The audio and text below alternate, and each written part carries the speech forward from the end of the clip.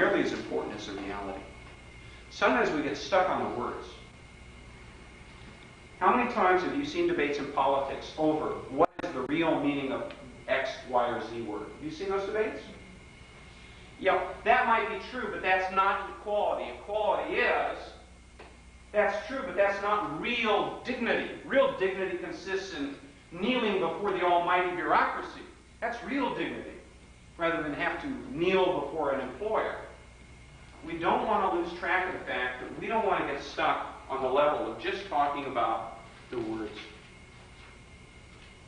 Because if we get stuck on the level of words, we never get to the changes that we want to have. I don't care what word you use for freedom, whether it's freedom, liberty, autonomy, autarky, just voluntary, it doesn't matter. We want to make sure the ideas are understood, not the words. We want to make sure we don't debate the map, but the territory. Because in the final analysis, I don't care what the menu says. I care what dish they bring me, don't you? In the final analysis, you don't care what the picture shows. Who are you going to date? And if you have any doubts as to the picture distorting reality, take a look at, has anybody, I know you read it for the articles. Man, have any of you ever seen Penthouse magazine? You liars, put your hands up. I know you have. All right, that's better. Tramps. Why didn't you ask the men? I didn't want to bring up certain anatomical differences at this point. However, I asked men this because usually the men read. Any women also take a look at it? Okay, just for the articles? Do you look at it? Never mind. I don't get it. Oh, come on, let's now. All right, now. You've seen the photos of these very attractive women in appropriate positions. In Las Vegas, they have Comdex, which is a big computer show, every year. Is anybody familiar with Comdex? Anybody here? I get free passes to Comdex because my clients are among people, computer companies. And guess who they have handing out some of these goodies? Penthouse pets. Now, all these girls you've been drooling over and other stuff, I have met them. First of all, do you know how tall the average penthouse pet is? No, just a sec. Write it on a piece of paper. Write it on a piece of paper. I don't want anybody lying later on and saying, well, what I really meant was. All right? Okay. How many of you said 5'8" or taller? How many of you said 5'4" and taller? How many of you said 5'4" and shorter? Those of you who said 5'4" and shorter are correct. Guccione is a short man and he can't stand tall women. He doesn't like women he has to go up on. Okay. Oh, come on. Oh, wow. Next week you'll say the same thing and you won't give me credit. In fact, most of them are like 5 foot or shorter, and it's like, but you look so much taller, you know. And I got to tell you something else I found out about these penthouse pets. You saw them at their most sensual. You know the difference between penthouse, Playboy, penthouse, and hustler. It's like this. Men, women, works like this. Playboy, you go, oh, she's a pretty woman. Penthouse, you go, I wonder where she lives. Hustler, you go, I don't want to be a gynecologist anyway. Oh, those are gross. I mean, they're enough to make it, you know, go gay. It's, Jesus Christ. Cover up. What? Oh, yeah, he claimed it. He's been born again, born yesterday, born away, I don't know. Anyway. All right, what's interesting is I met these beautiful, sensuous, luscious women. I knew there was a point to this one. Yeah. All right, this goes to the map is not the territory. The photo is not the reality. And I met them, and I got to talk with them and look at them. And I've got to tell you, I know of 3 women in this room right now that look better than every single one of them. Not you, Mark. You're not. I know how you feel about wearing those cute little petticoats, but I don't want to bring that up. That's so we had one of those penthouse pets comes along with the Galleria, which was the previous incarnation, opened up. They opened up a shoe store, and everybody said, "My, she looks just like everybody else." And then she looked really ordinary. That's right. So I want you to be aware, and this is why I'm making the point about the map and the territory and the reality in the picture, is that everybody's really worried about this. I listen to feminists worried about this, concerned about these photos. dragging men out of their easy chairs and into boudoirs. And I met these women, I'll tell you, they are very ordinary looking. And it's sort of like, they're not only ordinary looking, they're short. I don't have anything against, no, excuse me, I know people have different heights. But all of them look so much taller in the magazine, right? And it's because it's hard to get a perspective. You've got nothing to compare it against. You know, it's not, there's not like a relationship like there is in a map. 1 inch equals, 20. If they had that kind of comparison, we could judge, okay, we're dealing with a deep out here anyway. There is a comparison. You're measuring her against your expectations. That's true. And I'm also measuring her against the photo, but I want you to be aware that, in that case, the picture looked better than reality and was far more interesting than reality. And that's equally true of the map. Don't con yourself into thinking the map is the reality, the picture is the person, or the menu is the dinner. Why bring that up here? It's because we do it with words. If people don't use the same words we use, we think we can't talk to them about freedom. If people come at it from a slightly different angle, we think maybe they're not really capable of coming to a freedom viewpoint. Maybe they're just using a different menu to describe the same meal. Is that possible? Accept the fact that people use different words. You might describe your political viewpoint slightly different than I would. You might describe yours slightly different than I would. Likewise yourself. And it has to do with what we emphasize and the words we use and the examples we come out with. And I want to make you aware that words are just maps of reality. And sometimes the word doesn't communicate. You have to unpack it. You have to describe it. Well, here's what I meant. And then you find a new word you can both discuss and use. It occurs again and again and again in conversations. I know what you're thinking. Online reading. You're just checking. I want to make sure nobody's hallucinating. I don't know what you're thinking, and I thought I would just check you. Reality check, half of you pass, the other half are no longer real. Now, words are only part of what's going on here. We want to make sure that we understand the concepts. Just because someone's using different words than you are, don't presume they're a socialist or an NDPer or beyond redemption. They might be real close to redemption. We don't know. And we want to make sure we don't mistake the language for the position, the language for the reality. Does this make sense to you? We do it all the time, though. We're going to go into a section. I'm going to skip the Freedom Store and move into the words of weapons, words of tools after we take a break. But I'm going to tell you something. If you think that a rose by any other name would smell as sweet, call it shit on a stick and see if you can give it away. Now, we're going to take about a 10-minute break. What time is it? Oh, good. All right, we're going to take a 10-minute break, and then what we're going to do is we're going to go into the linguistics of persuasion. Words are weapons, words are tools, the language of liberty. And now we're going to start getting into the fun tools for all of us cognitive-oriented people. So let's have some coffee. Yes, sir. Just before we go, I've got to share this with you with relation to those pictures. It's the story of Mrs. Ginsburg who came upon her friend pushing her baby carriage, and she looks in and she says, "That's your baby, isn't he cute?" And she says, "That's nothing, you should see his picture." You remind me of another story. Two women are pushing a baby carriage. One is looking at the baby carriage, the other one's pushing it. And she said, "What a beautiful baby you have." And I bet that's quite a blessing to the family. And the other woman says, "A blessing to the family? You have no idea. My husband got a raise for naming it after his boss. And I got a raise for not naming it after mine." Oh, grow up. You're adults. Let's take a break. And they call me. I didn't have to use any swear words tomorrow. So there. Mine is every That's cute. I like that story. I thought you could use that one later. Green Bay. Oh, pretty good linebacker? What team does she play for? Aren't we cruel? Aren't we cruel? Now,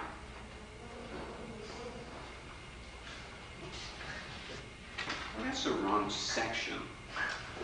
You guys almost got a chapter ahead. And what would you have said to me? You'd have said, "Au contraire, mon frère, I despair.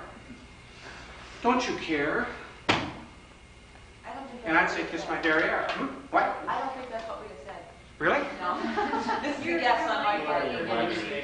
And I've been trying to teach her that old Buddhist trick of the gasoline, and she's Stole that off her, we know. I know what they would have said. What? You believe me? Yeah. Really? Joe Souza was just kidding.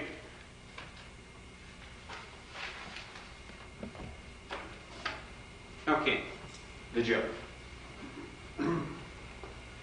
Guy walks into a bank, goes up to the teller and says, I'd like to open a checking account, and I'd like to borrow $50,000. Woman says, $50,000? I don't handle them. So you have to talk to the vice president over there. He says, lead me to him. So he goes over to the vice president. He says, I'd like to borrow $50,000 from your bank. The vice president says, well, what for? And he says, well, I've got an invention. And he says, tell me about it. Let me hear a little bit about it. And the guy says, I can't tell you. It's a secret. I'm going to patent it. I'm going to make awfully sure that this is a great invention. The guy says, hey, buddy, I can't just lend out money to anybody that claims they've got an invention. You have to be able to give me some evidence that I can give to my board of directors so we can approve the loan. And he said, what's the invention? And the guy looks to the left and he looks to the right and he says, let me explain it. He reaches inside the right side of his coat and takes out a vial of white powder. Not that kind of powder. And the banker says, that's it? What's it do? And the guy says, it's a brilliant invention. It'll be very popular.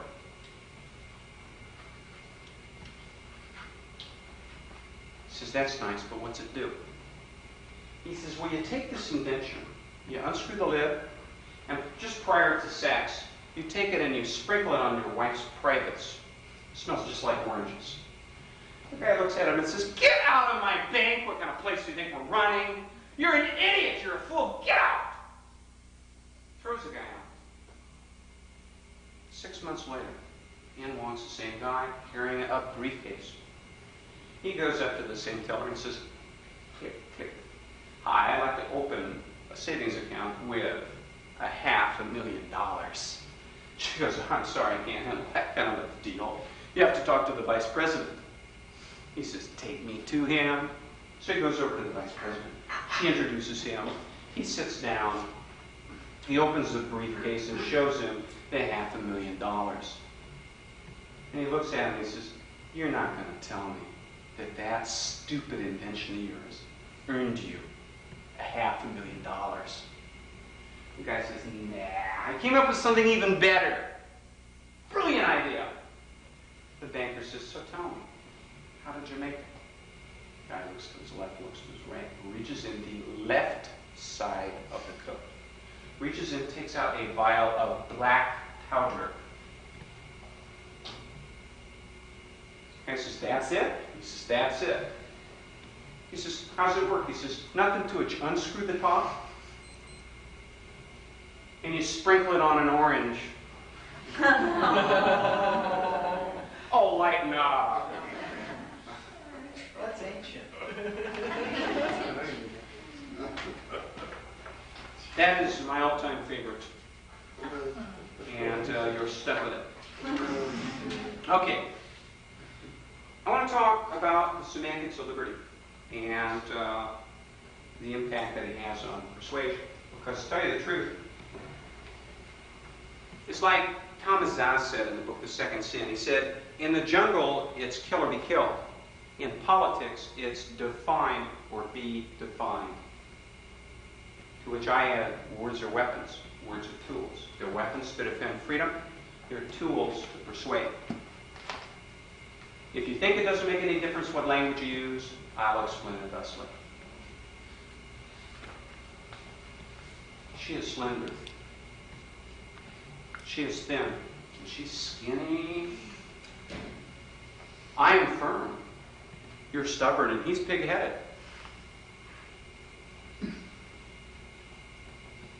Would you rather be in favor of condoning homosexuality or recognizing gay rights? Would you rather be pro-choice or pro-aborting a living human being? Would you rather be anti-choice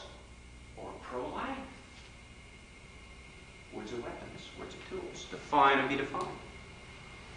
They say a rose by any other name would smell as sweet. Ain't so? Ask yourself, if that were true, why would perfume makers spend so much time and money developing brilliantly wonderful names for those women's perfumes? What a wonderful fragrance. What's it called? It's called Evening Mystique. Ooh, I like it. What's that fragrance? It's called Temptation. What's that called? I fix a great breakfast, big boy. And how about men's colognes? They don't sell cologne called El Stinko. Men have masculine names. Brute. English leather. That sounds like Mark's Saturday night date, doesn't it? He's going to go, no, that's Irish leather. English leather. Bondage. There is no perfume or cologne called that. There is a cologne called Bondage. It's sold in gay magazines. There really is. What's the one they named after? A shoe? Running shoe? Adidas? Adidas? Adidas has an aftershave. I like that. Shit, it smells just like the Foot Locker. Okay. Now, it's the same way in names of people. Men, would you rather go out with a woman named Raquel or Clarabelle? Don't each of them give you a little different image as to what her name might be? I'll tell you what. Women, have you also read some of the men's skin mags? Raise your hands. Come on, don't lie to us. We'll know. We can tell. We can see inside your souls. Plus, we've checked your drawers earlier in the day. We've had gay men rifling through your houses and redecorating even as you sit here. Now, You stole that. I did not. He stole it. See, what happened was he read my mind. Actually, that was written for Robin Williams by an acquaintance of mine. It's a true story. You got to remember that comedy writers are more powerful than the comedians. Unless Robin Williams, and he's pretty good. Anyway, now, in the male skin magazines, if you read the section where you can buy adult films, I like the phrase adult films, you know, it's sort of like, you're under 21, you can't see this adult film. You know, what do you have, like, people into pedophilia, right? Child molesters say, could I see some kid films? Adult films are sex films, basically. We're talking about erotic films. We're talking about films portraying sex. Sex without redeeming value. We're talking good old-fashioned sex. I don't care one way or the other about the films. What I care about is the name of the stars. Can anybody name me any of those stars? I don't care whether you read it. What? Mark? Vanessa, Ginger, Amber, Keisha, Tasha. That's a fair list right there. Johnny the Not one of the women has a name like, you know, well, I guess you could have a fantasy, Mary Lou, if you had somebody that was into, you know, Southern Bells or something like that. But almost all the women have names. Dawn. Bambi. Now they got one called Bambi. And what? John.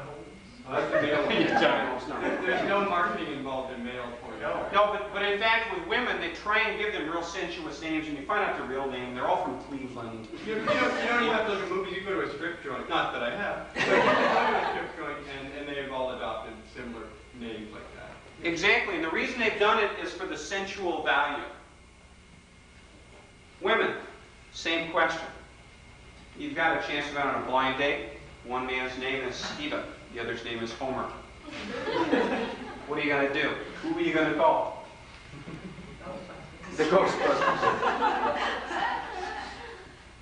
The fact is that words are important and language is important. And it is very significant in how we perceive a product or an idea or a person. You got to hire an attorney. Who are you going to hire? Billy Bob Jones or William Robert Jones III? Where is the trial taking place? Yeah. Now here's somebody obviously from Muskogee. That's a very good point. But in fact, your answer is also going to depend on what part of the country you're in. Now, a hostess. You've got to pick a hostess for your party. Do you want Peggy Sue Smith or Margaret Susan Smith? It's the same person. The language affects how you perceive the person. How about describing people? We talked about firm, pig-headed, stupid. Don't we do that all the time? Don't we do that all the time in describing people? What's the matter with your husband? He's stubborn, right? That's what she says when she's divorcing him. Guess what she said when she's marrying him? He's a man of principle. That just means he's stubborn as a matter of principle. That's all it means. Or, what do you like about your wife? I like her character. I like her values. When you're divorcing her, what's the matter with her? She's not spontaneous. She's too rigid. Translation, she's got character and values. And I don't like it anymore. In fact, we select our language all the time to describe who we're talking about. That describes our biases as well as our perception. Now, words are weapons. Words are tools. You say, don't judge a book by its cover. You ever go through bookstores and look at all the money spent on making the cover really attractive? Man, you want a real mind blower? Go into the romance novel section. Women, did any of you read the romances? Come on, your reputation is semi-safe with us. None of you. Good. God bless you. You do? You tramp. Okay. No. Okay. What kind of titles do the romances have? He knows that. Mark. I love these titles. Sweet Savage Rapture. Carry a lock on the belt. His savage. Any of those. One of those. His base desire. All that sort of really good stuff. And they have wonderful covers. And they even and they always is holding a woman down, and her cleavage is barely. The nipples are holding her top on. That's interesting. Just barely. Most people don't look like that, but that actually does appeal to the woman's self-image too, because sure the novels try and transport you into that world. So they're actually selling you an image that you don't look like that, but you'd like to look like that, and that's what you're buying. And you can this afternoon, even while you eat the extra candies and go off your Weight Watchers diet. In fact, what they're doing is they're marketing the image and they're marketing the cover. They say don't judge a book by its cover, but we do judge a book by its cover. That's why they say it. That's why they spend money on book covers. Okay, now, there's a book called 1984 by George Orwell, which actually, for those of you who are historical buffs, was originally entitled 1948. And it was a spoof of the conflict between the three world powers, but the editors decided that was too controversial. Nobody would believe such a ridiculous story, so they transposed the numbers to 1984, put it in the future. Now, in the book 1984, Newspeak was devised to meet the ideological needs of INGSOC, or English Socialism. They set it up, basically what they wanted language to do was reduce the number of words we have. They wanted to reduce the range of language. Now when you shrink the scope of language, you shrink the scope of thought. You reduce language and you reduce thought. If you control language, you control thought. And if you control thought, you control behavior. Because we control our behavior through our thoughts. If certain choices don't occur to you, you'll never exercise them, now will you? If certain thoughts aren't possible for you, you'll never think them. You'll never do them. Why do you think censors, whether they're the feminist, Take Back the Night censors, want to eliminate pornographic magazines? You gotta remember that pornography is in the loins of the beholder. Beauty's in the eyes of the beholder. Music's in the ears of the beholder. You gotta remember pornography is in the estrogen level of the beholder too. Why do you think they want to eliminate all of the sensual magazines and all of the nudity magazines? They think if you can't see it, you won't think it. If you can't think it, you won't do it. And then maybe all women will be lesbians. I don't know where it leads from there. But in fact, censorship is designed to keep you from thinking certain thoughts. Well, it doesn't work. You cannot censor a mind. All you can do is perform a lobotomy, and then people go into public service, and it doesn't work anyway. Now, INGSOC was designed to dramatically reduce the number of thoughts that were possible to people. And they wanted to do that so they could reduce and control what we do. And this particular lesson hasn't been lost on political organizations. I love playing games with that. For example, there are always wars of liberation. We never have wars of oppression. I'm waiting to see that interview. Why are you fighting this? Well, I thought I could do a better job of pissing off the peasants than the present leadership. I thought I could do better job of looting and raping and pillaging. I got experience on the job training. They'll never do that. They always talk about, we believe in democracy, we believe in English, we believe in freedom. Nobody says, when we take over, it's going to be worse under us. Did the Ayatollah Khomeini say, you think the Shah is bad? I can take it back to the 14th century. We're talking serious here. Because if he would have said that, what would everybody have said? They would have said, I don't think he's such a good choice. Oh, not that, Iran. They said, oh, well, let's welcome it with open arms. Another camel jockey joke, I can tell coming. Now, well, it's not like they've been lacking enthusiasm with the guy since he's been there. Let's face it, those million people didn't gather under D-Day. that's true. You've got something to be said there. It's probably one of the best cases for religious freedom I can think of. Now, socialist countries never call themselves a people's democracy. They always call themselves a people's democracy. They never call themselves a dictatorship. It doesn't have the good PR, not the good image. When they're engaged in something particularly heinous, they call it population control, not genocide. Pol Pot engaged in population redistribution. Yeah, he did. He distributed them from above ground to underground, period. That's what he did. Murdered 3 million to 5 million people. The numbers aren't in. And that son of a bitch is not considered an ally to the U.S. Bring him over for a parade. I got a couple good Marines, friends of Lee Harvey Oswald. They'll take care of him. The people that are involved in these wars are called freedom fighters, never future tyrants. They don't call them that. And of course, Russia is a socialist republic. It's not a communist dictatorship. Just a little matter of PR. Say Gorbachev enough. Say Glasnost enough. You'll believe it. Not You'll believe it. communist. Not communist. It's autocracy. Absolutely. Now, and of course, when they're going to steal private enterprise, what they do is they call it nationalizing the industries. They never call it looting or stealing. And the reason they don't do that is because they know that words are weapons, words are tools. The United States federal government has got to be one of the worst, and I know Canada's government is equally bad. We've got health and human services. Now, I'd like to think about it a second. Well, you advocates of freedom, what are you opposed to, health or services to humans? Huh? Which one are you against? They used to call it Department of Health, Education, and Welfare. Now, if you're against it, what are you for? Disease, ignorance, and misery. Yeah, that's a good department. That's a ticket. Yeah, we'll go for that. We'll have Sam Kinison run them. That'll work. Now, they've got the Department of Defense out committing defense all over the world. They've got missiles that can blow up and kill people called peacekeepers. What's the war maker? Well, it's the guys protesting outside the test site. Those are the war makers. This is the peacekeeper. Oh, like obedience is freedom? Yes, you've got the idea. Now, you've got the Justice Department. I love that, the Justice Department. What are you people for? Injustice. And I like it in the Supreme Court in the U.S. They've even got, they don't even call them judges, they call them justices. That's a debatable point.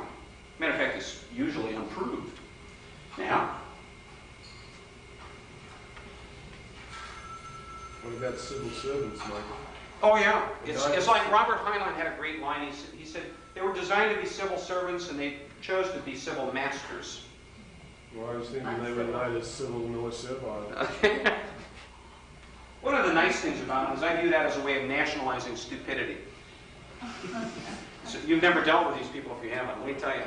Anyway, now there's the Department of Energy. I don't know what we're going to be for if we're against it. What, the Department of Fatigue? You know, they set it up in such a way that if you're against it, you're the bad guy. We've got a Department of Education. That used to be part of Health, Education, and Welfare. And they had a big public debate on it. And they wanted, some guy got the idea that we'll stick it to the liberals, and we'll call it the Department of Public Education, DOPE. And somebody let the cat out of the bag before they did it, and it really didn't go over. But I thought it would have been a very funny joke. Actually, it would have been truth in labeling. Wouldn't you agree? Now, one of my all-time favorites, an organization that I worked for last year, The Internal Revenue Service. Please, sir. Yeah, but think about it a second. The Internal Revenue Service. I always had this vision of writing them a letter saying, oh, thank you so much. You've served me enough already. Why don't you serve someone else? As a matter of fact, take me off your mailing list. I mean, they're only service in the sense that the bull services the cow. I said I worked for them last year. I didn't intend to. They just took everything that I earned because they claimed I owed them other monies. It's sort of like the protection racket you get from the mafia. Now, there is a language of individual liberty. And in it, if we don't use language well, we end up not communicating what we're all about. The word freedom seems like a good word, seems like an excellent choice. I mean, we're talking about the Freedom Party. It's a nice word, isn't it? Well, there's a guy named Saul Alinsky who basically said, he was a political organizer, and he said if there's no opposition, it's not an issue. And the interesting thing is you'll find very few people in Canada or the U.S. who will say they're opposed to freedom. You'll find very few people in Canada or the U.S. who are opposed to freedom, properly defined, meaning properly corrupted. You let them define it, and they'll tell you what it really means. For example, the communists freed Russia from the Tsar. The Ayatollah Khomeini freed Iran from the Shah. And other people continually get freed around the world. But the kind of people that get freed, what they end up with is nothing that we would call freedom in any meaningful sense. Now, saying that we're for freedom really doesn't define us or distinguish us from the rest of the game. So, now a lot of people will go, well, when we say we're for freedom, we mean it. Or we're the only people who take freedom seriously. Or we're for true freedom. Perhaps you say these things. I've said them before. But I've got to tell you, they don't communicate what we're really all about. Now, let me suggest something that I recommend, and I do all the time. Every definition has both a genus and a differentia. We need to differentiate our understanding of the word freedom from the bad guys. And I recommend the qualifier individual freedom. We're for the freedom of each individual in the U.S. and Canada and around the world. We want to distinguish that between the idea of freedom from foreign domination. My tongue is not working. Freedom from foreign domination is usually opposed by people that want to practice it locally. You know, it's like in the United States, they've turned the abortion question over to the states. And so I wrote a letter to the editor suggesting maybe the slavery issue should have been turned over to the states in 1865. Mississippi would have had an interesting policy, don't you think? If we use the word individual to qualify the word freedom, we distinguish what we're all about. That's equally true in the word rights. Everybody in the world wants to use the word rights, and by it they mean some kind of claim that they have on your money, your time, your property, your productivity, your personally created wealth. I recommend you start with the word individual rights. And then, of course, you have to do some other qualifiers there. But individual freedom and individual rights, because we want to distinguish the defining characteristic of the Freedom Party is the freedom of choice for the individual. Now, suppose the socialists said, the Freedom Party is totally wrong. We're also for free choice. We want Canada to make a free choice about its future. Can't you hear them saying that? Give them time, they will. All right? Their idea of free choice is where some people freely choose to rape, pillage, and loot the rest of them. This is called the rapist theory of free choice. I freely chose to have sex, and she didn't. I was bigger, I had more friends, and it was a group event. Therefore, it's appropriate. Because that's the same principle. Now, that's not an argument, and don't use it, because it just pisses them off and it doesn't convince anybody. But I want you to be aware of what's going on. You want to be able to distinguish what you're about. You're not just for free choice for Canada, whatever that might mean. You're for each individual's right to choose freely. Each person's freedom of choice. That's the distinguishing characteristic of the Freedom Party. Would anyone here, including the founders, agree or disagree? You would agree? So, I think about that. Yeah. All right, that's good. I just want to check. Let's take a vote on it so that we can decide whether we can make a free choice for all of us. Now, I recommend you stay with the qualifier individual, because that is the thing that distinguishes us from the collectivists. We believe each individual human life is sacred. It's important. It ought to be protected by law. Each person's right to control his or her own body, his or her own life. We think that is absolutely fundamental to our social choice. We think that's absolutely essential to the future of our own personal life, as well as the future of Canada and the U.S. Now, I recommend that you do this. Society for Individual Liberty figured this out years ago, incidentally. That's why they called it SIL instead of SL. Society for Individual Liberty, and they just merged with Libertarian International, and so it's now International Society for Individual Liberty. I recommended another title. It was going to be SIL, Society for Individual Liberty, merged with Libertarian International. I suggest they call it silly. Well, I lost out. They said words are tools, words are weapons, buzz off buster. I should have known better than to let those guys have my material, because I just got caught. Now, it's equally true, we can use a qualifier with responsibility. Individual responsibility, individual rights, individual freedom. It is very, very, very important that you put the qualifier in front of most of your communications. If you don't, you're going to have the collectivists stealing your themes, the socialists stealing your themes, and they'll talk about social choice. If you haven't heard it, you're going to hear it. Have you heard it? You'll hear it again. You want to talk about individual choice, individual responsibility, individual right to life, liberty, and justly acquired property. And if they want to know what individual choice is, it's the right to say no to everybody else. That's a defining characteristic of individual choice. Nobody ever contests your right to agree. No one ever contests your right to agree. It is only when you disagree that they contest your right. And that is the test of a free society. Do you have a right, you individually, a right to say no and make it stick? Do you have a right to dissent individually? Do you have a right to disagree? Do you have a right to say, I don't want to participate? Do you have a right of freedom of dissociation? Now,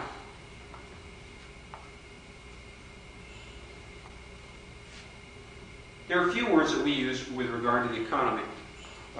Some people, depending on whether you come from an objectivist or an old-style libertarian background, or whether you come from a modern individual freedom perspective, will use words like, when they describe what our economics are, they'll talk about laissez-faire capitalism, free enterprise, a free market, or a free economy.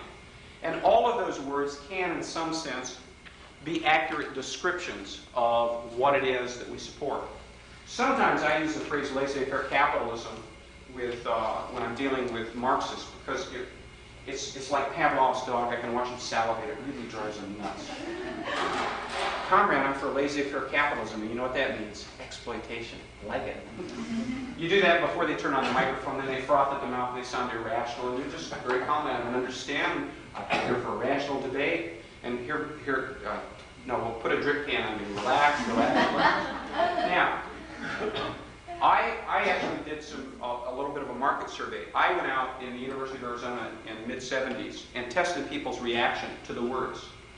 And I asked them, I did it as part of a psych experiment for my psych class, to find out how people responded to the different words: laissez-faire capitalism, free enterprise, free market, and free economy.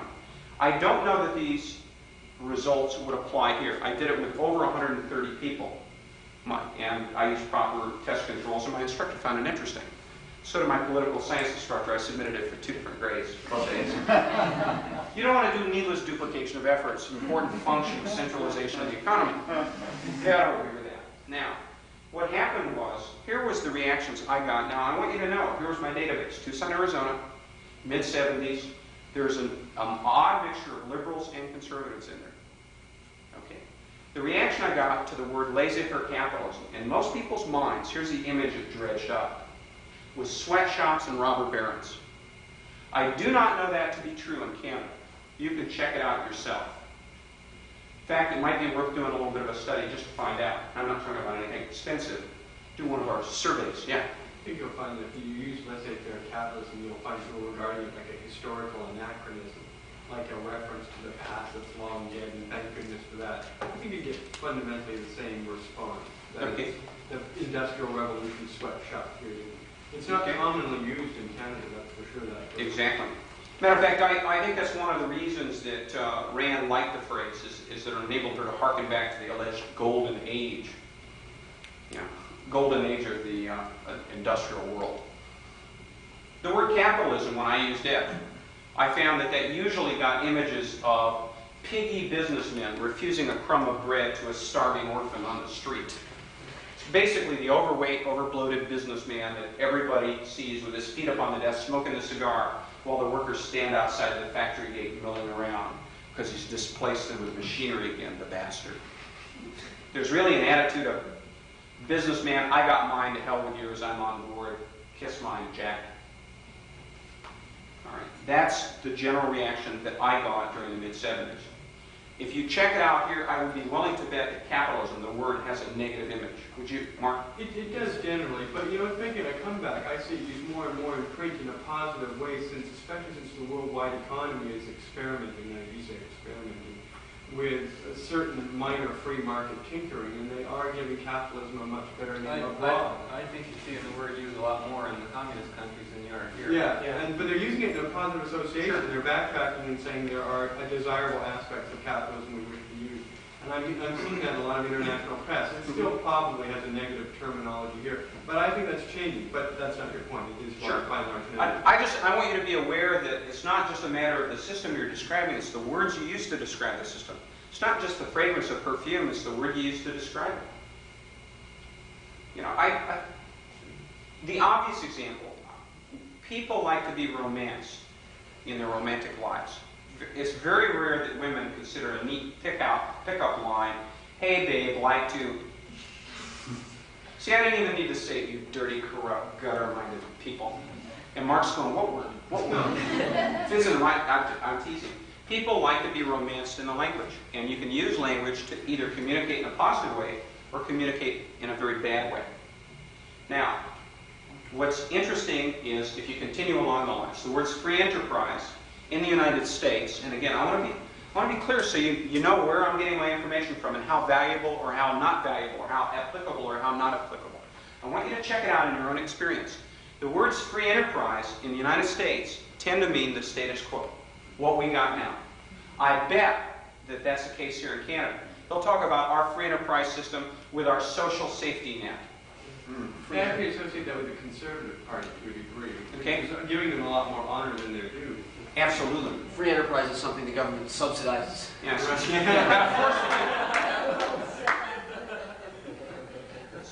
It's called cutthroat competition for subsidies.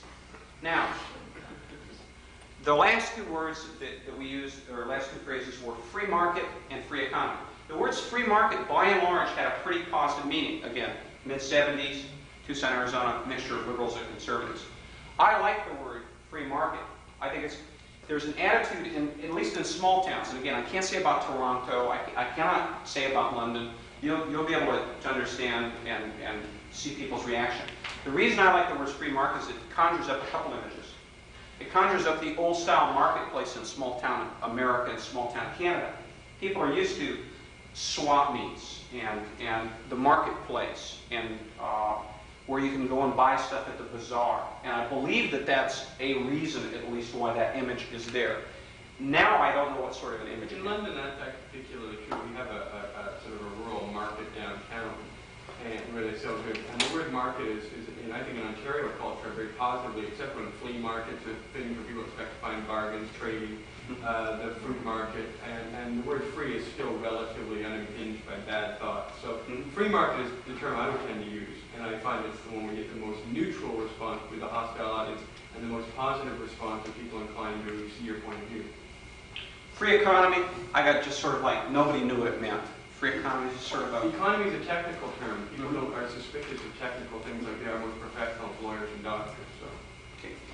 the next time you have this urge to go out and use the language that you read in some book that was particularly provocative to you, if you have this urge to go out and say to somebody, I'm an advocate of laissez-faire capitalism, skip the middleman. Don't use the offensive language. Just say, hi, I'm for sweatshops and robber barons. Like to sign up. Look, that's what you communicate to most people. And if you have this urge to say, I am for capitalism, because you like the word on the cover of Ayn Rand's book, skip the middle person. Go up to the person and say, hi, I'm in favor of greedy businessmen who've got theirs while children starve. How about joining up? Because, in fact, to a lesser degree, I'm exaggerating for purposes of making a point. To a lesser degree, that's what you're communicating. You don't want to stack the cards against yourself, do you? You want people to be open and positive to you. It's like the old phrase in sales, you don't get 2 chances to make a good first impression. That's equally true in language. I find that I don't get the kind of, when I have people tell me that they get negative reactions toward our free market freedom ideas, I don't get them. I don't get them. I have people very positively toward me. I'm talking about raving Marxists. I'm talking about socialists. I'm talking about, I have recruited into the freedom movement people who work for the government. Cool. Yeah, now they work against the government. They still collect the paycheck, but they're working against the government. And I think it's because of the language I start out with. That's at least a good part of opening your mind to this. Now,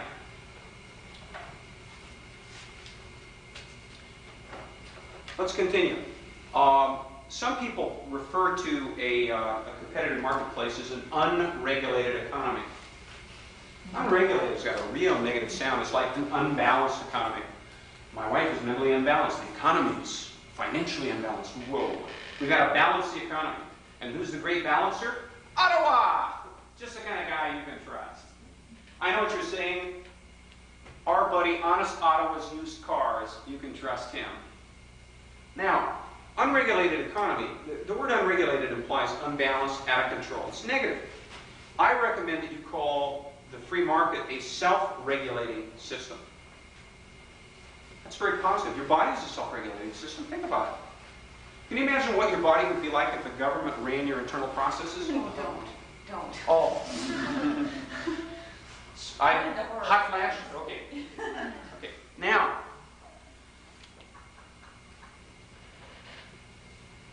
you can refer to it also as a dynamic self-correcting system because, in fact, that's what it is. That's the way the market works. That's the kind of markets that you get.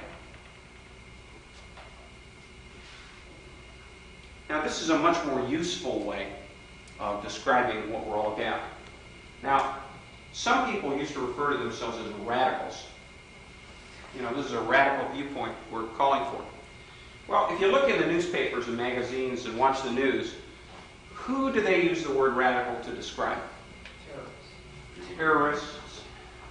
The kind of guy, Ayatollah Khomeini's buddies, hijackers. Mark Emerling. Okay, him too.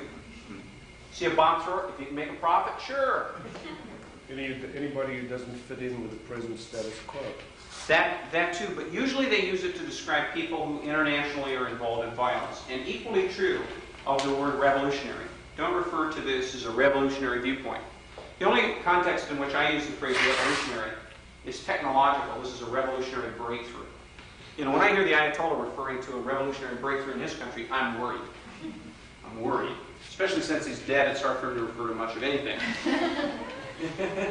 Actually, I like to see a news report. You know, it's like they used to do with Saturday Night Live, where they say, and today, the Ayatollah Khomeini is still dead. Now,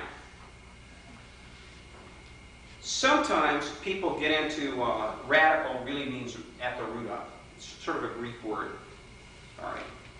I don't want to be placed in the same group as the bomb throwers, and I know you don't either. So I would recommend that when describing yourself, you delete the word radical, and we'll go into a couple of words you can choose.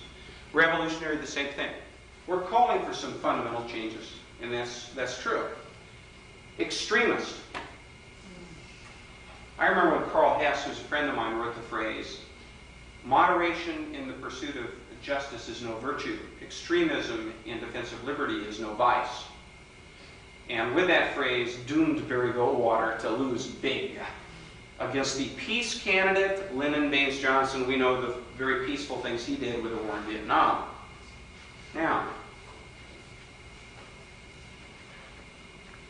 extremist, the word usually refers to people who are willing to resort to violence, to racial or religious bigots, and to borderline political psychotics. These are the extremists. I will not allow myself to be labeled that. And if I have a commentator do something like that to me, I make their life very interesting. In a very elegant, sweet way. And I want you to know that I'll give you some stories on that. What? What? You're being honest when you say in a very nice and sweet way. Yes. He's paying attention. The rest of you didn't notice. Honest. All right. First, it doesn't really matter whether you use those terms, radical, revolutionary, extremist, to refer to yourself or whether other people do. Either way, you lose. Either way, you lose. It's like referring to yourself as a humanitarian murderer or a family-oriented pervert. It's not going to give you a good image, folks. And I want you to be aware that those words won't either. Now, sometimes people, yes? What do you think of unorthodox? Unorthodox is fine. I don't have any problem. I don't like the term iconoclastic, because those of you who... Icon is a religious artifice, such as a cross or a Star of David. Iconoclast is somebody that smashes crosses or Stars of David. But it usually... That's not what it means. That's the etymology of the word. Yes, it is. Yeah. The common parlance meaning of iconoclastic is here's somebody that doesn't fit into the mold. Right. He's someone willing to challenge it. That's what it's used as. But in fact, the etymology of the word is somebody that goes into temples and busts up the religious scenery. So you didn't know that, Mark. Another useless fact. But I've been referred to as iconoclast. So That's right. Or unorthodox or eccentric. More accurate than you thought. I figured out how to describe Mark Emery for those of you who have been wondering for years. Mark Emery is the grain of sand that irritates the oyster to produce the pearl. Yes? You just pointed something out that's been bothering me for years. You remember?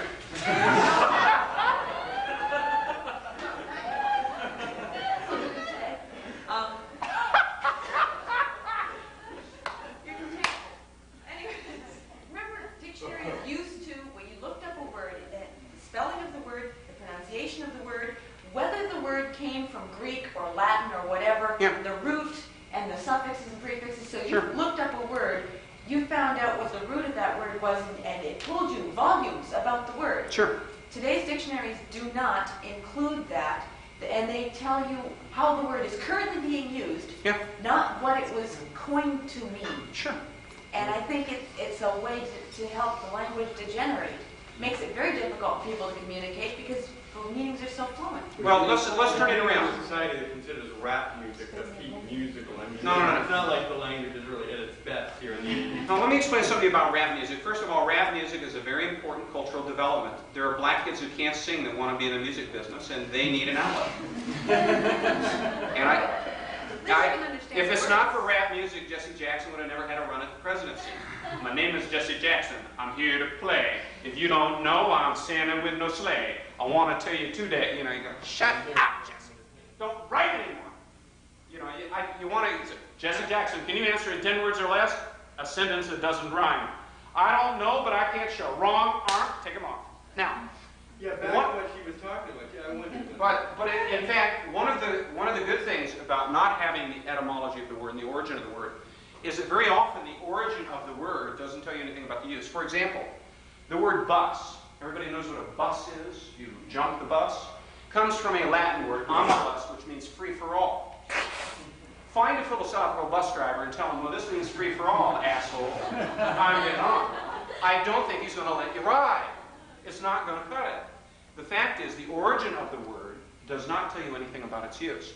For example, in the last century, our position would have been described as what, Robert? Oh, possibly classical liberal. Liberal. They would have called it liberal. And liberal, matter of fact, Thomas Paine, Thomas Jefferson, John Stuart Mill referred to their position as liberal. That referred to a limited constitutional form. So in very, very low tax and no interference in choice. Now, would you like to describe your position today as liberal and tell people that they were screwed up in their understanding? Well, it's small. You wouldn't. Big now. In fact, if you did that, you would not communicate with people, and they would say, in effect, you're trying to con us, wouldn't they? They'd feel like you were hustling them, wouldn't they? This goes a little contrary to your define what you define, though. I think etymological roots of words are really important. And I think, incidentally, omnibus is quite accurate because it is free for all to gain access to the bus. Doesn't mean it's free currency-wise, but it's certainly free for anyone who wishes to enter the bus. So, like... Well, Mark, I've always felt you're entitled to your own opinions, no matter how askew of reality. Now, let's go into some of the other languages. Now, what I'm recommending is, for example, sometimes we have this urge to explain. Someone will say, well, you're an extremist. You're an extremist. And you say, well, wait a minute. The word extreme means to a great degree, as in extreme honesty, or extreme health, or extreme integrity. In that sense of the word, I guess I could call myself an extremist. And you know what the media will quote you saying? Candidate admits at being extremist. You know, you remember you're dealing with the lying jackals of the media. And if you don't think they'll misquote you, try them sometime. Your TV and your radio, if they have an opportunity, you've got to remember you've got a lot of liberals there, will very often misquote you. And if you don't want to be misquoted, it's very important to select your language carefully. When I was running for Congress, I had the fellow moderating the show asked me at the end of the show, he said, Mr. Emerling, just one last question before we go off the air. His name was Greg Camara. He said, in a very realistic sense, aren't your views really anarchy?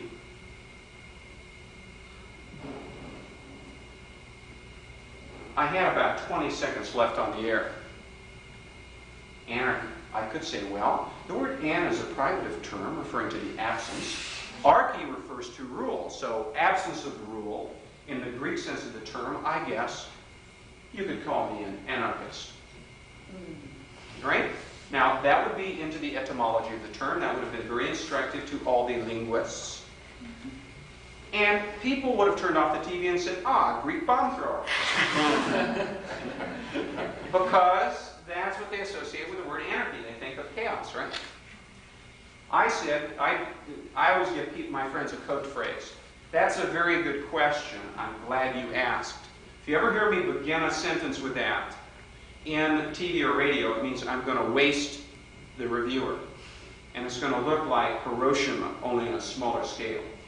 So I said, Greg, that's a very good question. I'm glad you asked. What we have today is government-caused anarchy in the economy. Government-caused anarchy in our personal lives. And our freedom position means order. A voluntary chosen order. Thank you. And it ended. They turned off the cameras and he said, you son of a bitch, you know what I meant. And I said, yeah, I knew what you meant, asshole. You meant to set me up. On your best day, you couldn't do it. And by the way, I noticed you contributed money to my opponent. So guess what? You lose. He was angry with me, so angry he invited me back. I love these gluts for punishments, and I did it all over again. Okay. I didn't fall into the trap because I knew I was being set up. And you shouldn't fall into the trap. If someone says, isn't what you're recommending? Matter of fact, Mark, you referred to as an anarchist, weren't you? Yeah, but you did fall into the trap, in my opinion. Well, I appreciate your opinion, but you're wrong. Mark, I really appreciate it, but you're wrong. Now, I wouldn't accept the epithet anarchist any more than I would allow my position to be described as revolutionary, or radical, or extremist. Because I don't want to be perceived. I don't view liberty as an extreme position any more than I view good health an extremist position, or honesty an extremist position. I view it a matter of principle or consistency. Now, if you want... If you thought that, you should have delivered a compassionate, kind response. I know, but I was young.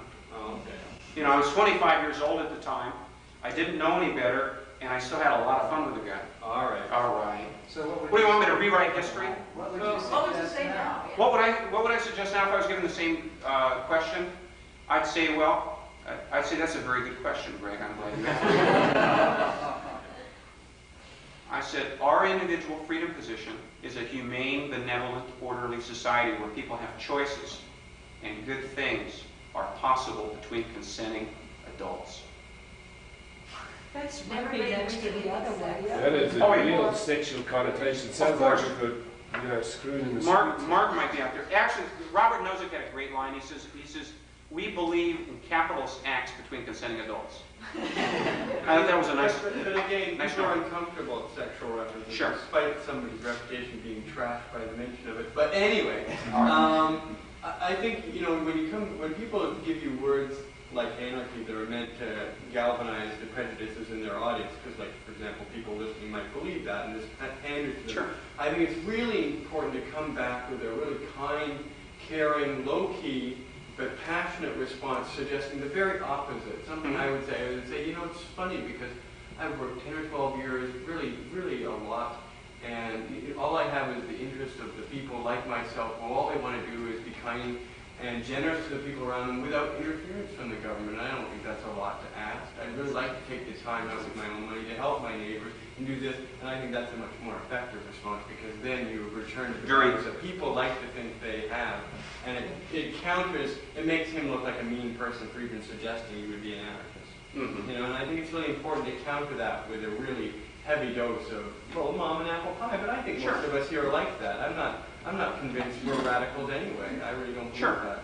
And I know that you come at it from a much more humane position than some people come to a pro-freedom point of view because of economic thoughts and because of philosophical arguments.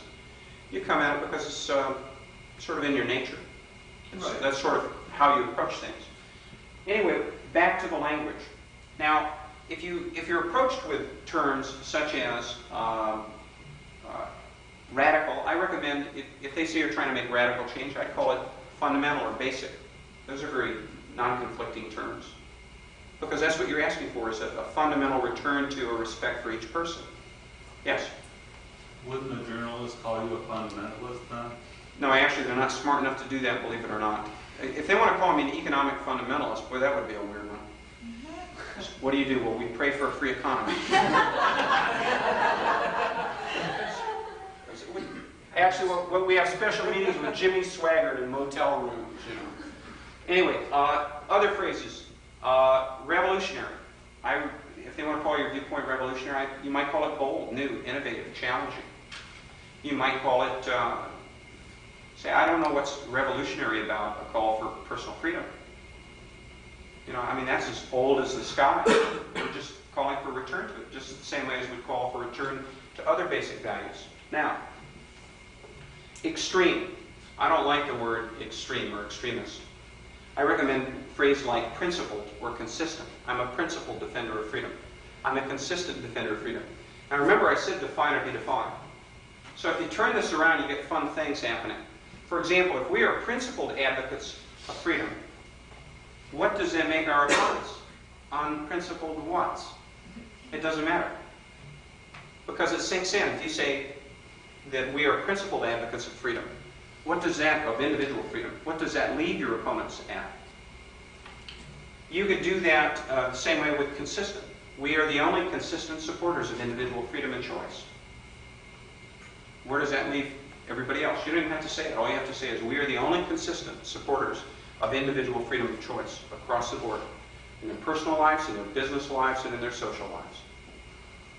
That sinks in that your opponents are inconsistent and unprincipled, but you never say it. It's very important that someone else say it. And they will bring it up. Of course they will. You say, well, you're suggesting your opponents are inconsistent. Well, if we're consistent, what would you think? No, they'll get indignant, actually. Your actual opponents will. With me, they always get really hostile and upset right beside me, saying, I know what you're saying. And then they'll start going on and saying, Mr. Emerling's trying to cast aspersions on the integrity of us, which, of course, is what I'm doing. But now that they brought it up, people are focused on their admitting it on. Well, let's talk about your integrity now that you brought up the subject.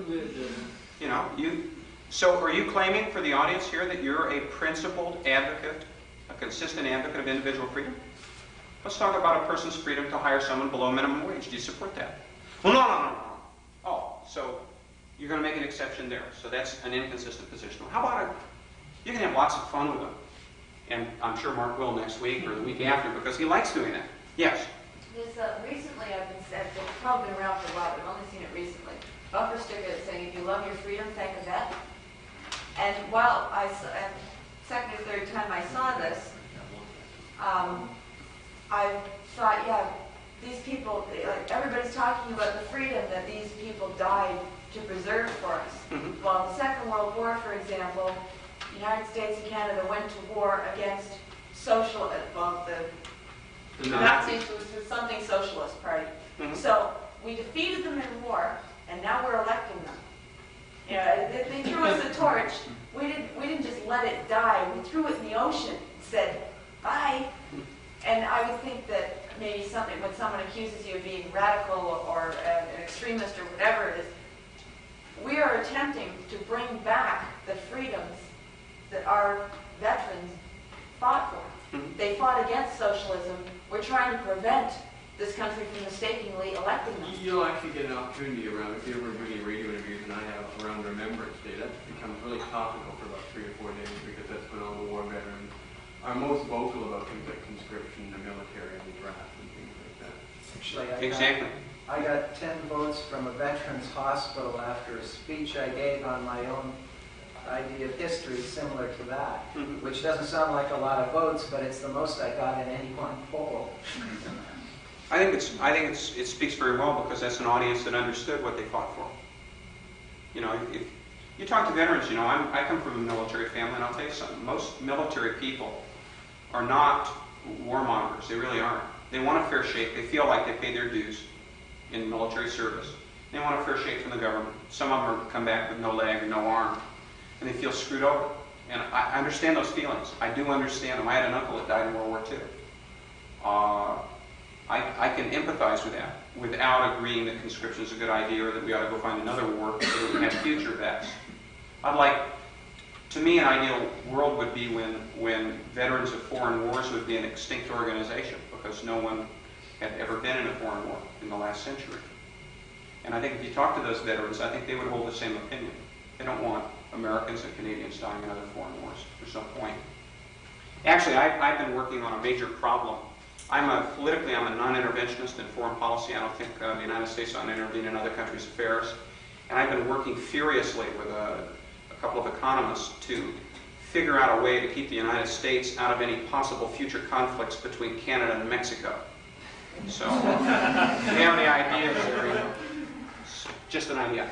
Now, so if you two go to war, I want to find a way of keeping the U.S. out. Move the continent. Continent? Yes, move the continent. Oh, I like that. Maybe we can get, I've got it, Exxon can handle it. Just put a little extra oil between them and slide it on out. Call it KY jelly, take 2. Anyway, now, hey, lighten up. Okay, now, there's a pretty useful format that'll give you some leverage when you get language like radical, revolutionary, extremist, and so on, used against you. And I recommend it. It's got 4 steps. The first thing you do is you unpack the connotations of the word.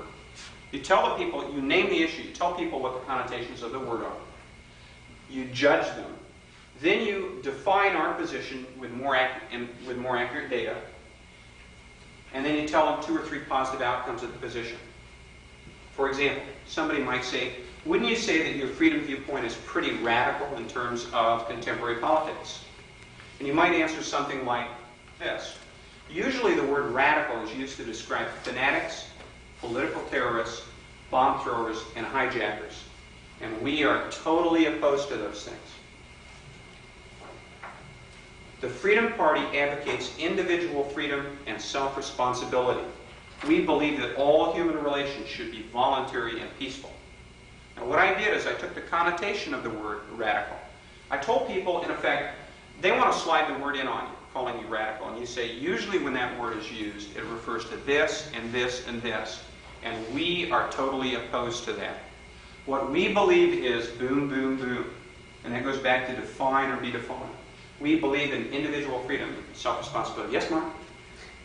Unfortunately, no, I'm sorry, but that's sort of almost like giving sanction. You know, people are used to hearing politicians make denials, right? And of course, politicians quite often deny the very labels that are accurate. So I don't know if that would be convincing, and I think you need a more emotional, sort of more gritty response. I think, well, and I've dealt with that one too. I've heard that, and I always thought, what a shame to think that the values of responsibility and self-respect are considered extreme in this day and age. What a sad, sad thing. You get real emotional, right? And then you say, you know, it's funny, you know, I like to think that if anything, I'm holding up old traditional values and I'm trying to reinstill a sense of community, and you're calling me radical, which really is a sad statement on other political currents of thought and other people's behavior, that somebody who's trying to be as peaceful and as caring as I am is considered an extremist in today's world. I think that's really a terrible indictment on today's society. And all of a sudden you're a hero and they're all scumfuck. And you didn't actually acknowledge any of those frames of reference. All you did. And again, it's important to note that you're never under any obligation to answer anybody's question directly. Oh, yes. If you're in the meeting, you don't have to answer. There's no rule that says you have to answer. So you do what you want. And that means make the audience remember your response and forget his question. It's really important for them to forget the question, because the question isn't part of your selling technique anyway. Only your answer is. So totally make them forget the question by telling them what you want them to hear. That's correct. Now I want to point out something that Mark noted, and that's this. What I'm showing you here is a screwdriver, and what he is talking about is a ratchet wrench. They are both part of the toolbox. They're both useful in different places. I'm giving you a specific cognitive technique that is useful. Whether or not you choose to use that particular approach or this depends on your context. It depends on who you're talking to. I think you'll find each of them useful in different places. And I want to recommend that you add both of them to your repertoire, to your toolbox. Okay. Now, let me give you another example using the same technique. It's got 4 steps. You unpack the connotations of the word. You judge them. You define our position with more accurate term. And you identify 2 or 3 positive outcomes.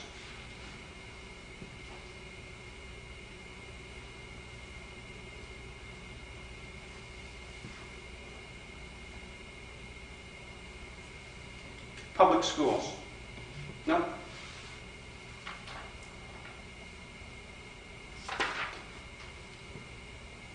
Aren't you recommending a revolutionary idea?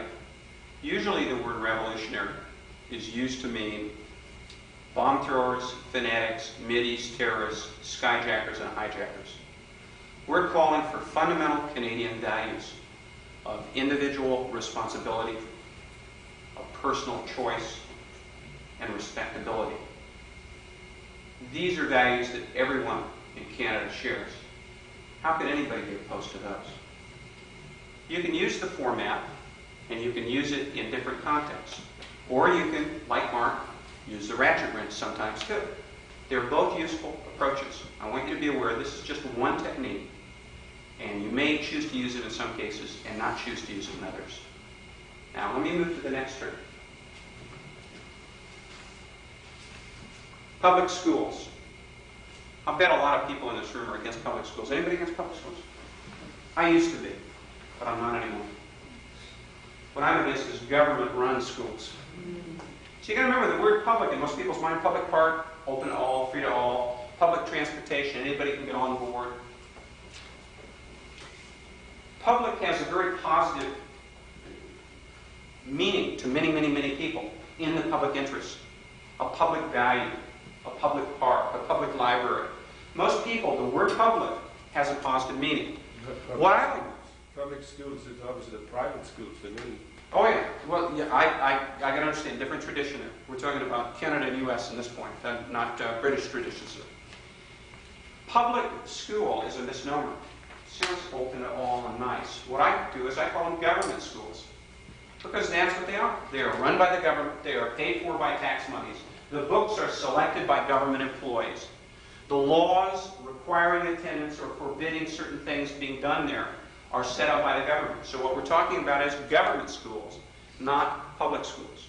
And what I'd like to do is, I usually look at it in a way that works like this.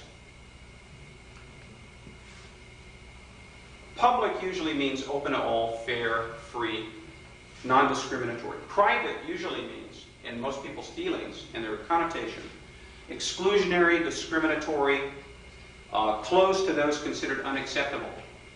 Now, dig this. 7-Eleven stores are open to the public, right? Those are open to the public. So are all the stores in Canada, or most of them. They are open to the public.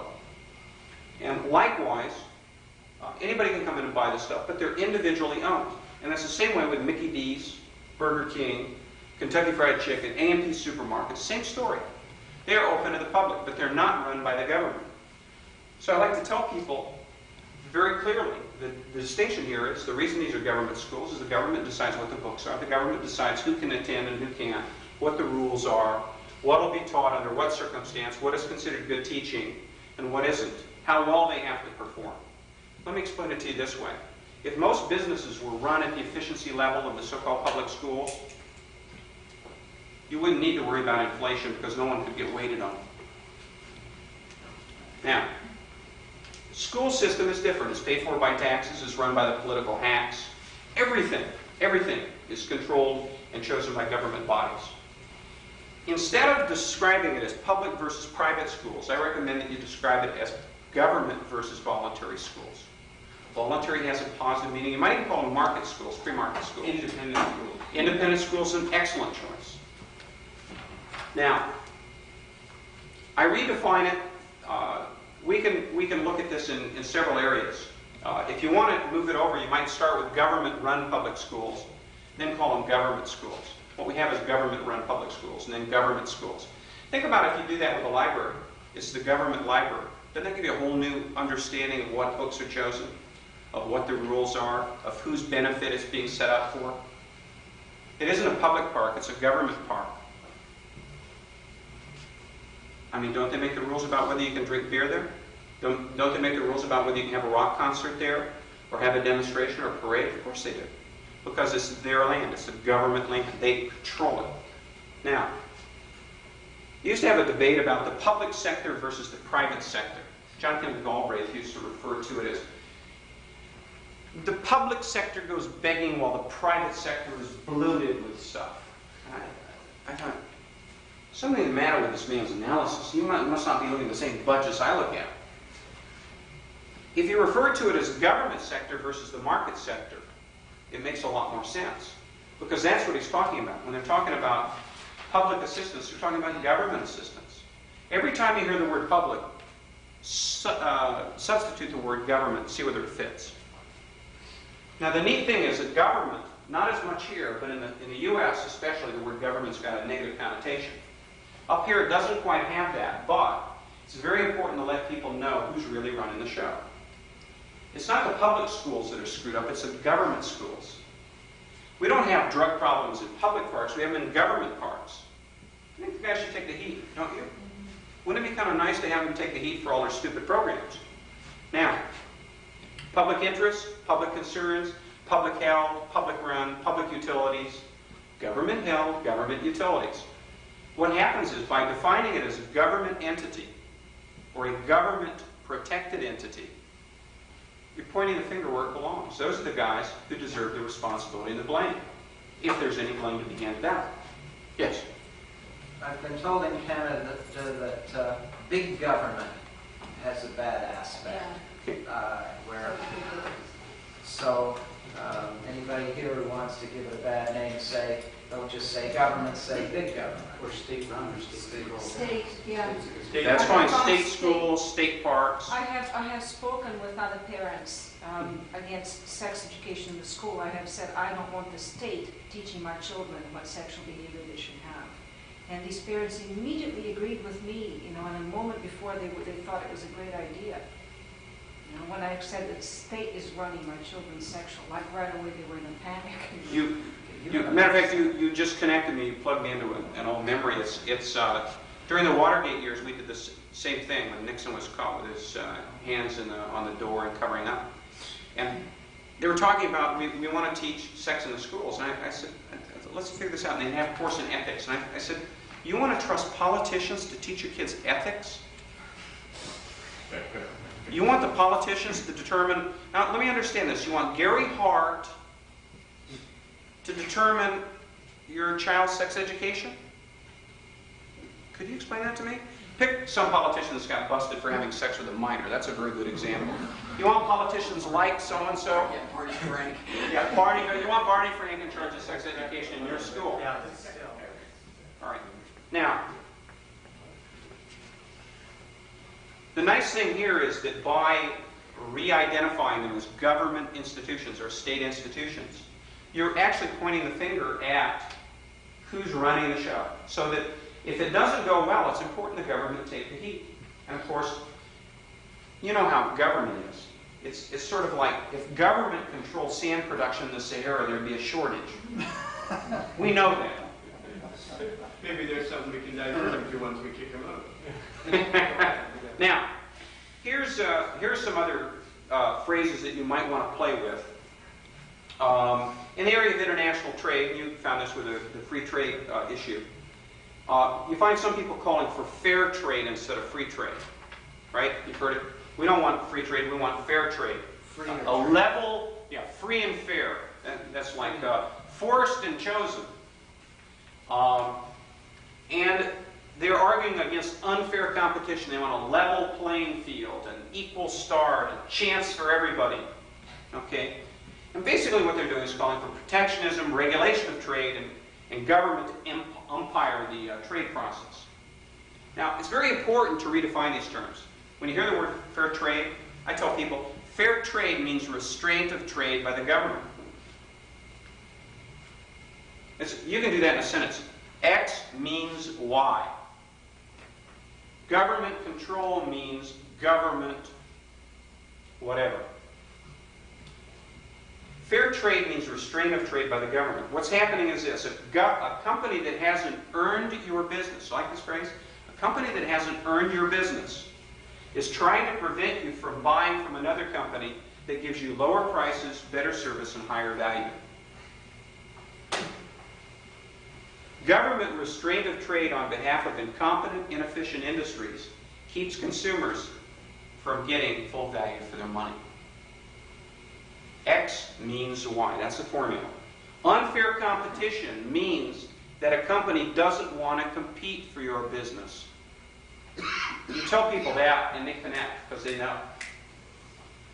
Unfair competition means that this company does not want to compete for your business in a marketplace. It doesn't want to give you better service, lower prices, or more value. They're saying that considered on their own merits, you wouldn't buy from them.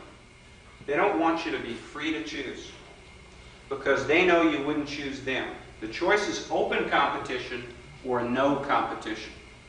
Try that. The choice is open competition or no competition. And just remember what they used to say. There's no competition like no competition. Government advocates always like that. Now, protectionism means protecting stagnant, inefficient, unresponsive companies that haven't earned your business. That's what protectionism is. We've got to protect Canadian industries. What they're talking about is protecting incompetent, inefficient, arrogant, uncaring, unresponsive businesses that haven't earned your business from the consequences of their behavior. They don't deserve protection from the consequences of their behavior. Now, it means higher prices, less value, and less service. Protectionism means that you owe money to people who haven't earned your business and don't intend to. Try that line off. That'll fry their brains. I love those lines. Protectionism means that you owe money to people who haven't earned your business and don't intend to.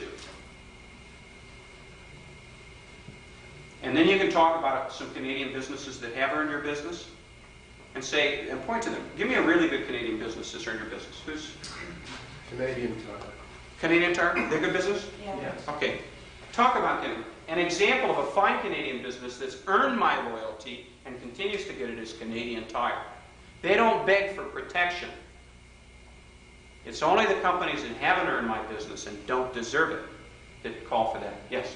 I'm used to hearing calls for protection of jobs more than of the business itself. And we'll talk about that in intellectual judo. They don't keep the businesses going as long as they keep their jobs. No. Actually, you can try it. There's a real neat flip on that. The best protection every worker's got for his job is doing a fine job and turning out a fine product and creating consumer loyalty. So they're loyal to his company, and he's efficient for his company. It means his job is as safe as any job in the world, except for public employees. Excuse me, government employees. Now, but that's a form of intellectual judo, and we'll talk about that tomorrow. Now, regulating trade. I love this. It's very important to talk about this. Regulating trade. When government talks about regulating trade, define it. Regulating trade means stopping trade, preventing it, penalizing buyers because of their choices, and making it unprofitable to shop around. Making it unprofitable to shop around. Now, the technique that I've used here is pretty simple. It goes, phrase X means A, B, and C. I take the phrase that the statists are using, I identify its implications and consequences, I link them together, and then I redefine the policy. Now, Hank Reardon did this in Atlas Shrugged, for those of you who remember his trial. Basically, what he did was name what the collectivists were doing. He said, here's what you're doing. This isn't really a trial. Do you remember his trial, when he went on trial for illegally selling coal? Yeah.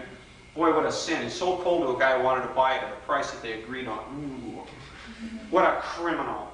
What's he going to do next? You know, it's like finding out a simple act of murder can lead to, you know, like lying or skipping church. Now, foreign policy. That's not as big an issue with Canada because you don't have troops all over the world to as great an extent as the U.S., but probably, I guess under the right circumstances, the Premier would love to have people over there, right? No, they want to pull out a nail. All right. Forget that then. We'll skip this language.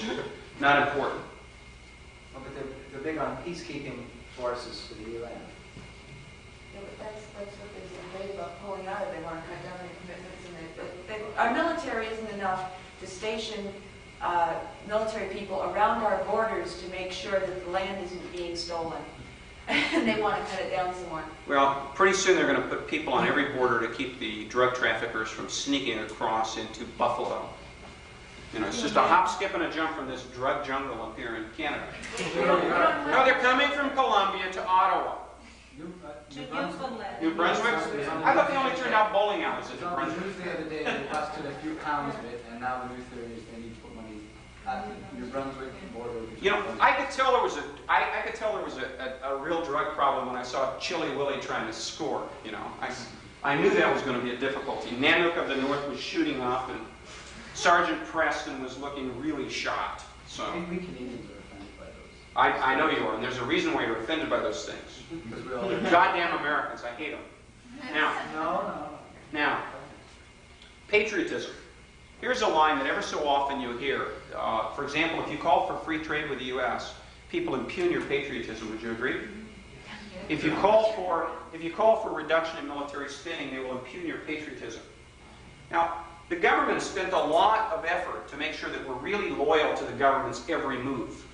Not just those that it's made, but every move it will continue to make in the future. And they'll call it an issue of loyalty, an issue of patriotism. And you've got to remember the same patriotism that keeps you from criticizing Ottawa kept a German farm boy from criticizing Adolf Hitler. I'm not using this as a technique. I want to make you just aware of the fact. The motive there is real simple. The government wants your loyalty. Okay?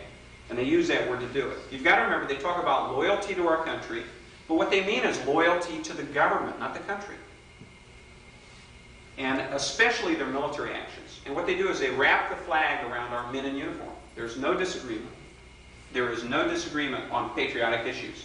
There is only treason and desertion. Because that's the way they're going to define you. You're a traitor to Canada's interests. In fact, I'm waiting for the phrase economic traitor to be introduced in the vocabulary here for people that do business with the U.S. And it'd be a smart socialist move, would you agree?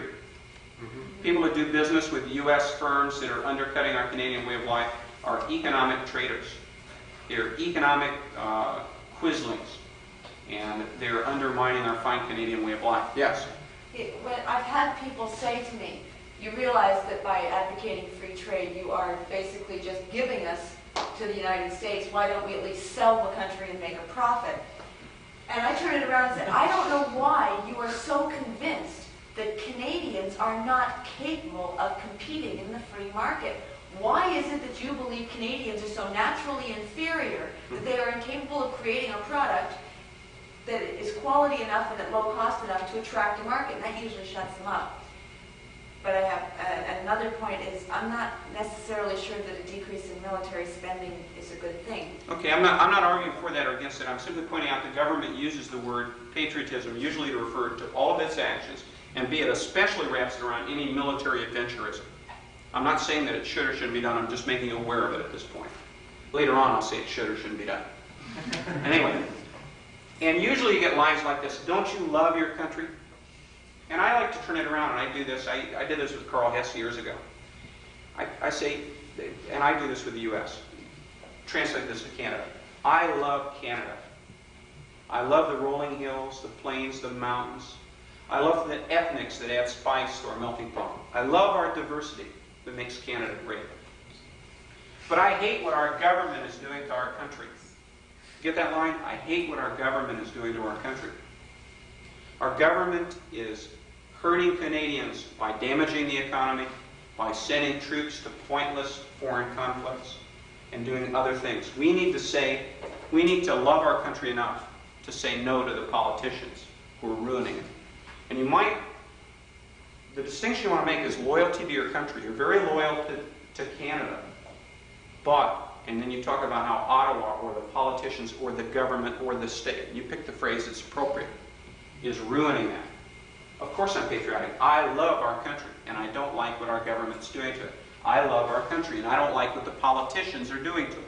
I love our country, and I don't like what the state is doing to it. Is that distinction clear? Don't let them define you as unpatriotic. You're not. I mean, everything you're doing here today and the things you're doing for the Freedom Party are helping Canada, because freedom helps Canada. Now, some people will say they support liberty, not license. That's a distinction that went beyond me.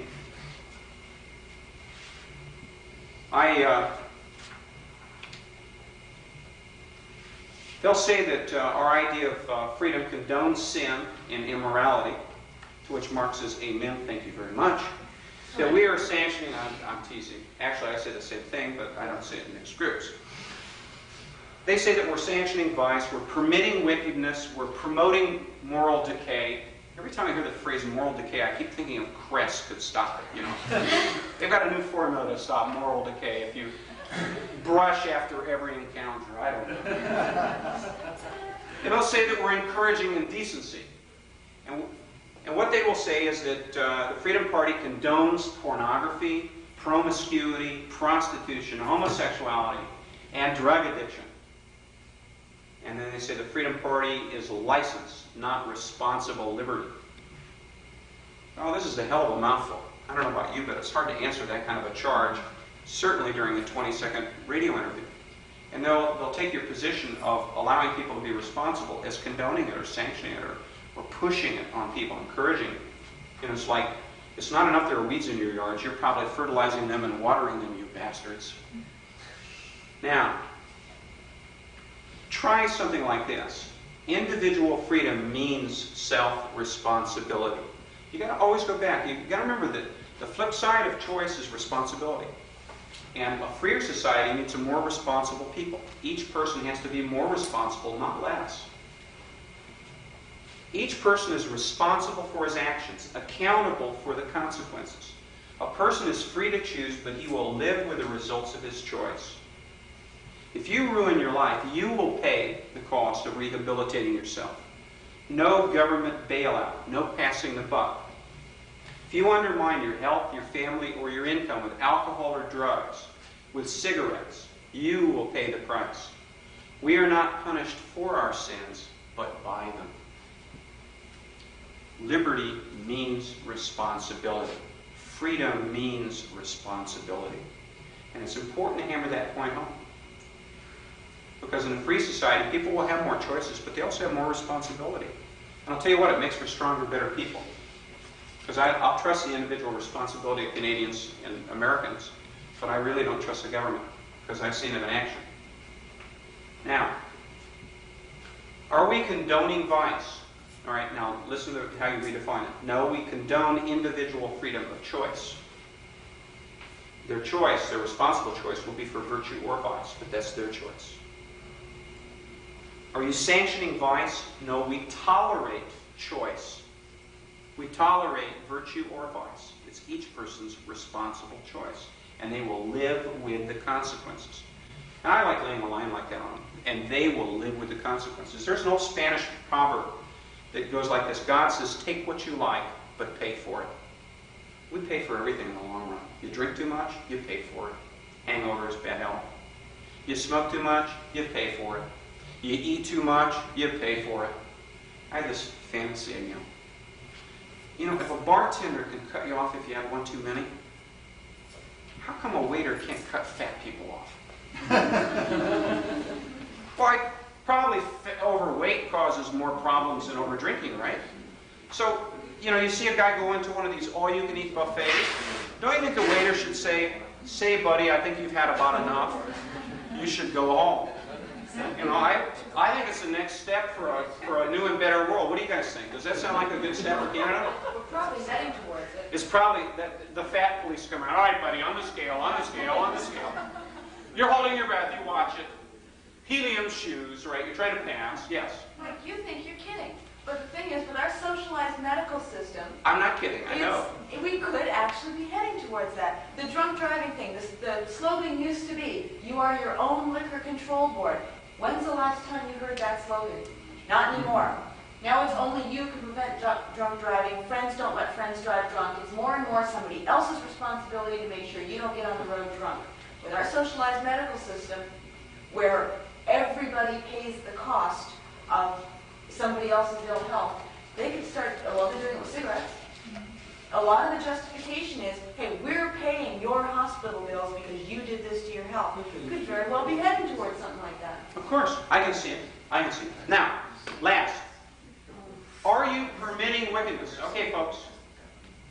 Are you permitting wickedness? Now, notice the term condoning, sanctioning, and permitting.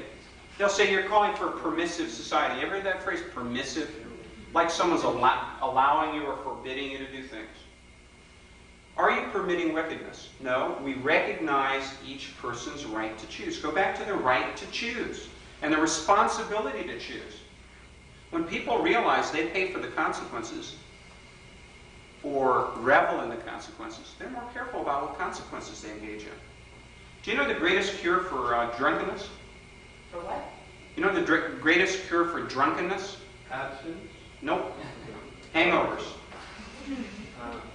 Many hangovers have been far more educational than temperance lectures. Oh, God, I'll never do that again. Oh, that usually lasts 2 days, but it's much better than an abstinent lecture, and you don't have to deal with people wearing white blouses and black dresses. Now, remember that what we're doing is we're supporting voluntary choice. And listen to the words, voluntary choice, voluntary relations, relationships between consenting adults. And I don't mind the fact that some people identify that with sex. You got to remember, marriage is a relationship between consenting adults, isn't it? Yeah, but people are uncomfortable with that. I'm not recommending that you use it all the time. There is another term. Yeah. Rather than use consenting adults, use consenting individuals. Very good. Generally, one has not reached the age of consent until they're 18. Okay. Have As a general rule. So the concept of consent automatically applies to adults. Good point. But when, as you said with the magazines, they call them adult magazines. Mm-hmm. There is the connection. So if you change adult with individual, you overcome that particular objection. Robert's made a good point, and Mark is going to rebut. Mark? No, I was going to say, despite my reputation, I would virtually never use anything that can be translated sexually in a public forum. Because people generally, that's the one subject everybody has discomfort with at certain levels. Mm-hmm. And so you tend to use really much more mainstream mom apple pie terminology to sell what might be a new idea to them, not give them something to make them further uncomfortable with them. And after all, they already think we're a bit on the edge anyway, right? There's something new in those prejudices. So the thing you want to do is alleviate their prejudices by giving them soothing words and soothing terminology that will not make them discomforted. Sure. I just connected into a linguistic note. I said, Mark will rebut. You ever notice how people are allowed to rebut a point, but nobody ever butts a point? You can reiterate what you said, but whoever iterates. Excuse me, let me iterate that. What? Doesn't make any sense. Okay, Well, you can't repeat something either. Yeah. That's correct. Or you can retrieve it. Go retrieve it, dog. What? She had a point. What? She had a point you want to make it. I wanted to ask, the word consent is such a clear word. What did you say, agreeing individuals? Well, no, consent, you can, but when you say consenting adults, that term is usually exclusively applied to sexual. Very good point about consent is good. Consenting individuals. I take that as a correction, and you're correct. I think that's a more accurate We gave it a lot of thought when we introduced our magazine, Consent. Mm-hmm. In fact, a lot of these things are discussed in the first article on the first issue. You want to continue using phrases like voluntary choice, voluntary relations, relations between consenting individuals, freedom to choose, peaceful behavior when you're referring to people's choices. Each person's right to his or her own life and right to make his or her own choices. Individual freedom means that each person has a right to make mistakes, a right to be wrong, a right to make his own decisions. And what it means is choice and responsibility. Now, what I've tried to do is use positive, attractive terms to describe what we support. It's very important to realize that language is not just some obscure little issue done by linguists. It literally can affect how people perceive what we're talking about. In the same way that the name of a perfume can determine whether or not you buy it, women, or a men's cologne can determine whether or not you buy it. Fashions, cars. I mean, think of all the money they spend on picking car names, which leads me to a weird notion. Why did Ford call their car a Probe? That is beyond me. Somebody obviously made a mistake. But the rest of the car, the Mustang. What are the other neat names for cars? Cougar, Mustang. That's not a lot of animals. The Beretta. Shoot your friends, run them over in the Beretta. When I first heard that, I thought of the medical explanation first. But when you think of it, a probe is also commonly thought of as a space vanguard vehicle, like probing the universe. I mean, the Voyager, or that thing that's passing Saturn and Jupiter, is a probe. And so I guess they're thinking it's like a stellar vehicle ahead of its time, maybe, or something like that. You're correct. But I would be very, very, very aware that we want to make certain that people perceive us in the best possible way. And the first step is a good selection of language. That's all right. We'll just pick up the linguistics here. I want to leave you with a memory that will occur to you a little later, and that's that if we don't select our language carefully, someone else will. If we don't choose our descriptions of what we're all about, someone else will. If we don't determine what the appropriate name is for a position of ours, someone else will. Do you really trust the socialists and the conservatives to correctly and fairly describe what it is we believe? I don't. In the jungle, it is kill or be killed. In politics, it's define or be defined.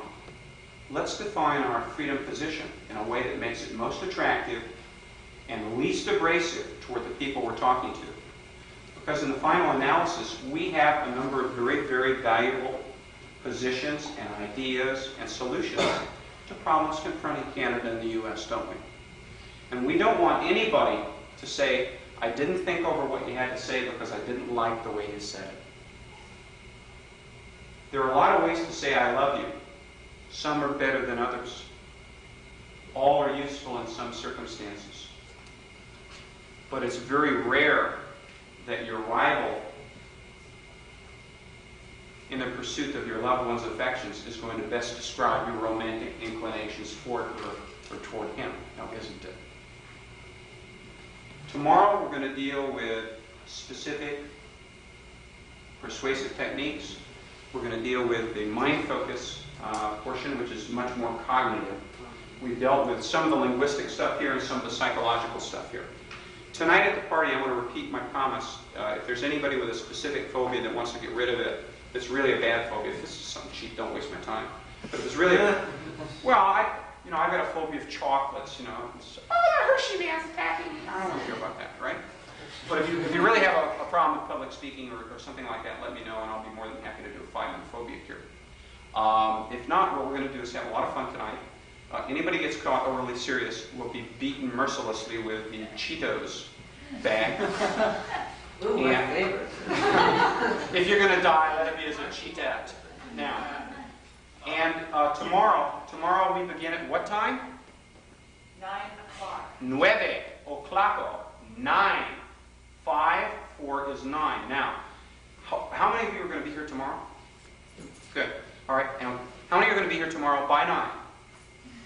Mark? I won't lie to you, Michael. I appreciate it. Mark, I appreciate your integrity. And I have a night of intense passion planned, but I can't be responsible for my body. Mark's idea of a night of intense passion is the evening he spends in front of the mirror looking at himself. Oh, I'm so cool.